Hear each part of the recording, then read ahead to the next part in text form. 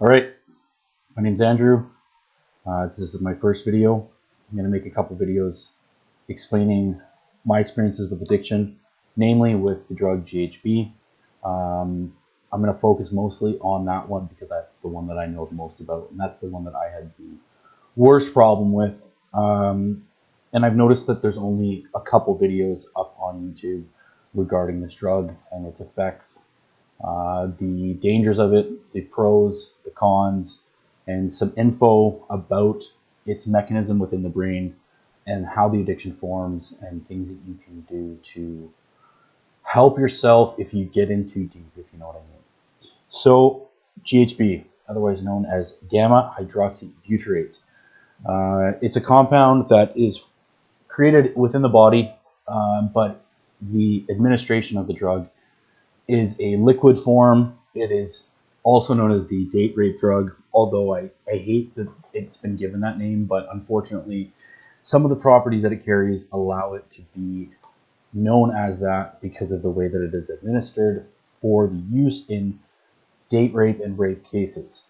It is an up-and-coming drug. It's starting to gain a lot more notoriety and publicity, and it's used a lot more because it's in the club scene. It's a lot of people who are using it to avoid the downfalls of drinking heavily, because it doesn't really create much of a hangover unless you start using it a lot, which I'll get into more later. Avoiding the hangover is great. You can wake up in the morning and you can basically get on with your day without the pounding headaches, the dehydration, the lack of sustenance in your body. You actually almost wake up feeling better. So it's a big replacement for alcohol. A lot of people use it in the club scenes. A lot of people use it in the bodybuilding scene, which I'll also get into.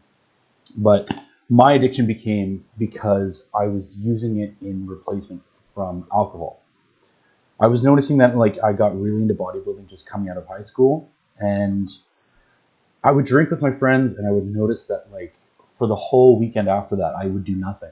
I would lay in bed, I would eat shitty food, I wouldn't drink any water, and that would kind of carry over from the night before. So GHB became this ultimate thing that was allowing me to go out and party and then wake up in the morning and then go to the gym. I could eat while I was on it. I could,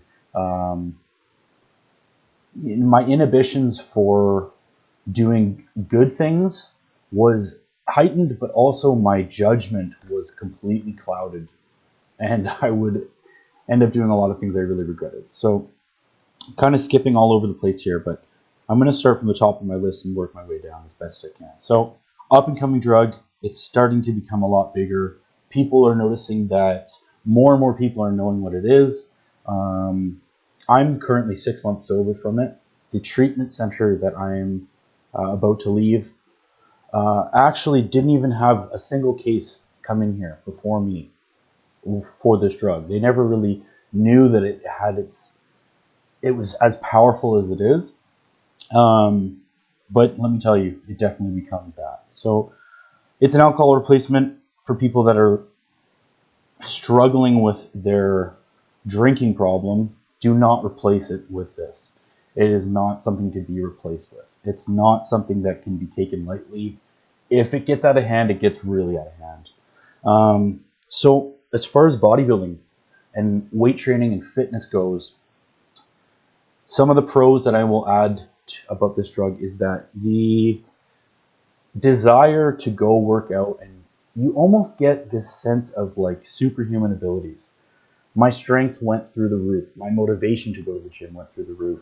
My obsessiveness, though, with my working out and my body and my physique was completely out of control.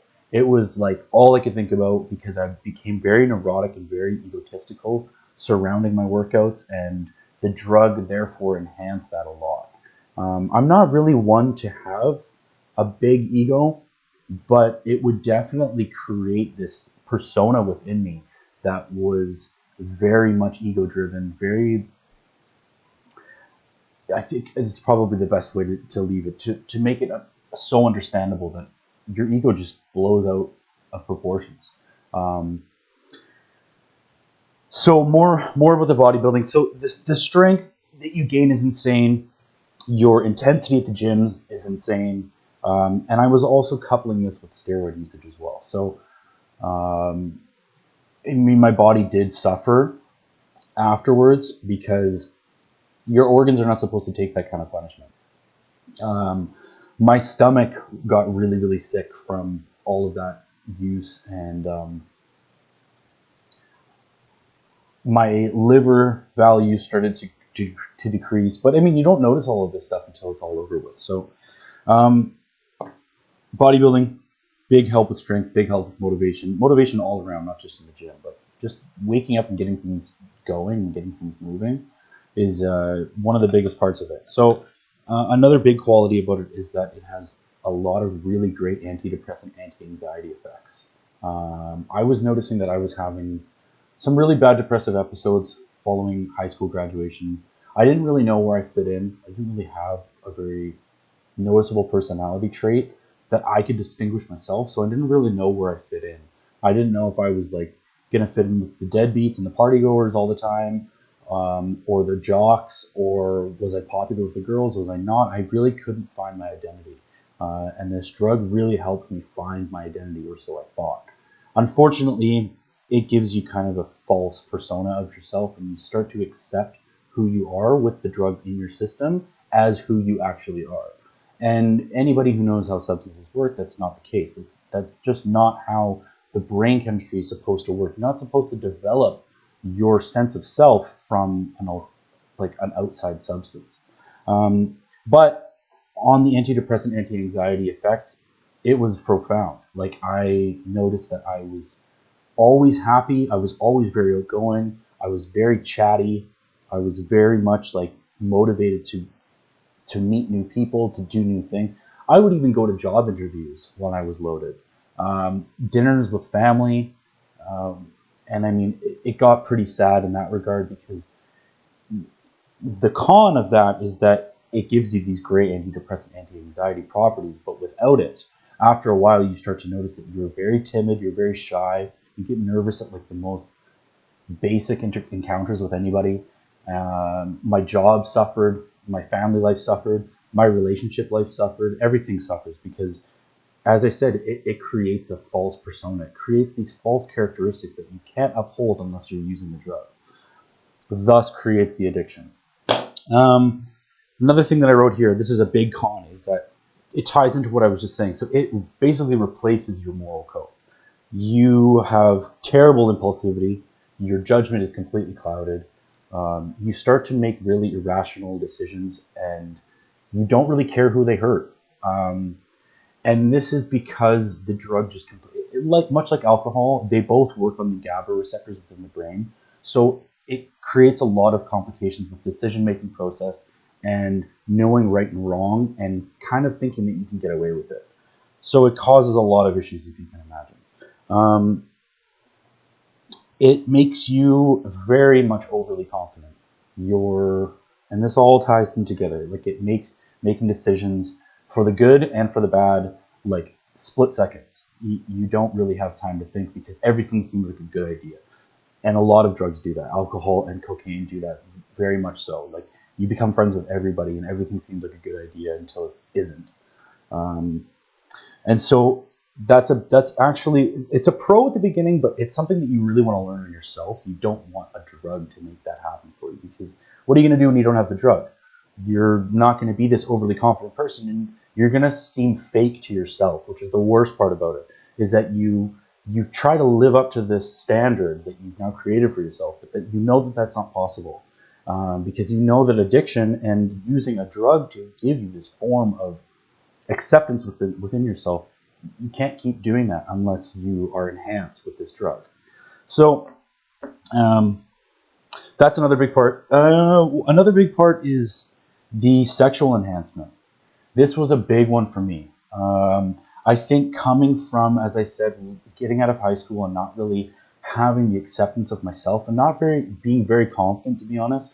Once I did get girlfriends, and I've always had girlfriends. That's one thing that I've always had, is I've always had a girlfriend, or I've always had a woman in my life for whatever reasons, whether it's friends with benefits or a long-term serious girlfriend, I've had many too, is that I noticed that like if you don't have confidence within yourself and you don't have like a purpose and like you're not really striving towards anything, then the minuscule things very much make you happy. So like having muscle, being good in bed, being funny, being able to like hold a conversation and have some sort of like a positive benefit in a crowd or towards a certain person makes you feel really, really good about yourself. And so the sexual enhancement was big because this drug makes you literally like a porn star. It makes sex 1,000 times better. It makes you and the person that you're doing it with, you have literally, you're not afraid to do anything. And like you start to like act differently and do things differently. And I mean, I'm sure my girlfriend currently would attest to that. Everything is probably better with it when I'm sober because the sober you does things better than you think. And you think that these enhancements are going to be something that you always have to have, but it's not the case. You do really start to learn how to enjoy yourself for who you are, and thus you can project how much you enjoy being who you are on other people just as well.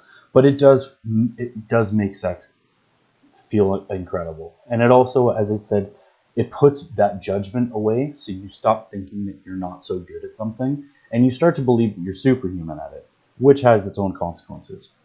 Now getting down to the like basically just the cons. There's no positives in any of these, but that's going to be the case with any drug. So the withdrawals.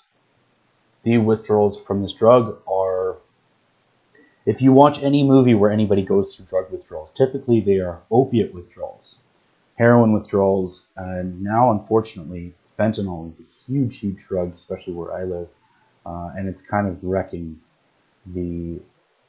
it's wreaking havoc on the addiction population because it's just killing everybody. So anyways, the withdrawals from this drug are very, very much like an opiate and alcohol withdrawal. You get the shakes, you get the sweats, you can't sleep, you have terrible anxiety attacks, your skin gets all clammy and cold.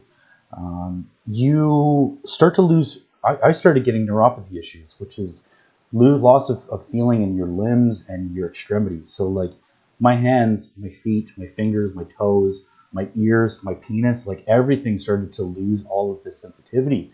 And it was really, really freaky because everything is just cold all the time. Like you can never warm up. And I guess and the more that I read about it and the more info that I got, the more it explained to me that that was directly from the GHB. It starts to block certain pathways from your heart to your brain to other parts of your body, and you start to lose like motor skills, motor function, feeling, which is another point. You lose a lot of your motor functions, especially if you go into an overdose, otherwise known as a G-hole. And I experienced too many of those to count and too many hospital trips. And you start to notice them a little bit more than you would like to as well. And it could be something like walking across the street holding a cup of coffee and you just get this jolt. And I dropped my coffee in the middle of the road. Boom, everywhere. And you have no way to explain what it is because you feel great, but your body is starting to shut down before you even know it. That's where the overdoses start to get really dangerous because you don't really see anything happening until it's too late. The 24-hour dosing rather, this becomes kind of a new normal for you. You start to notice that like you can't have social interactions. You don't really feel comfortable having a conversation. You don't want to do anything. You definitely don't have any motivation to go to work, to go to the gym, to even see your friends unless they have the drug.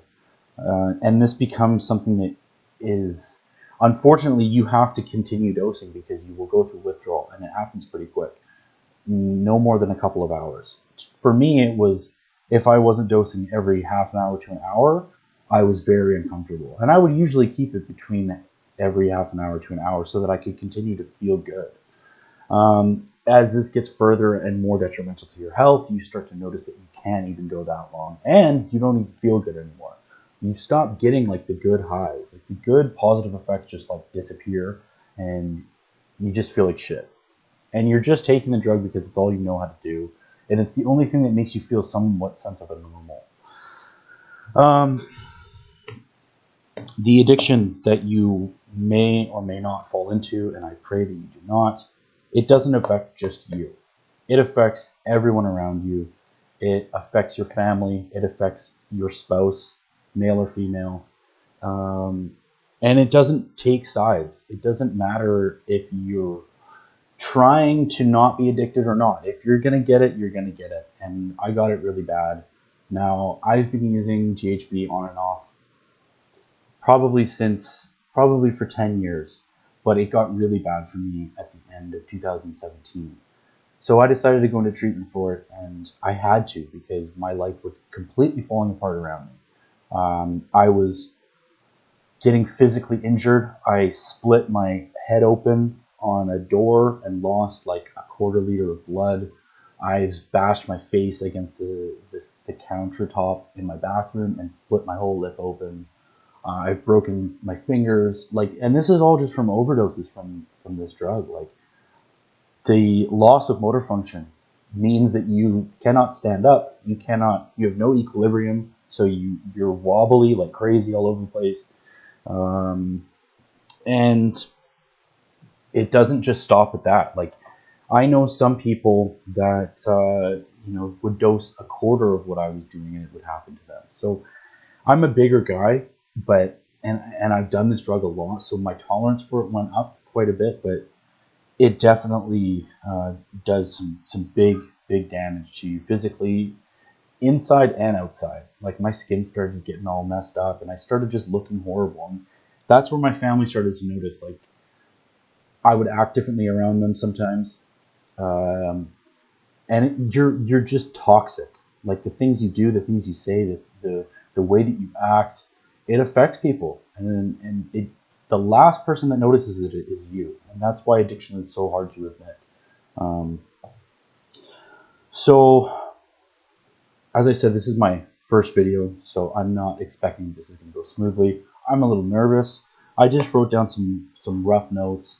I just kind of want to do this so that I can have something to remind myself of and to educate people about where this drug can take you and where addiction can take you. And that, some people deal with this kind of stuff for 10, 20, 30 years. I'm lucky enough that I caught it when it was just about to go overboard. And I definitely know that I could have killed myself doing this. And I've ended up in the hospital probably 30 or 40 times with overdoses to this drug. And I'm still here. But that doesn't mean that I'm invincible. And I had to remove that thought from my head. And this is just one of those scary drugs that just really creeps up on you. It's not like an immediate hit like cocaine is and like a lot of opiates are. It takes some time to gradually build up in your system, and it takes some time for you to start to realize that like everything is better on this drug. And so the addiction really starts to creep up on you really hard, and it's kind of takes over before you know it. I got myself into a lot of legal trouble. I got myself a lot of broken hearts. I broke my own heart.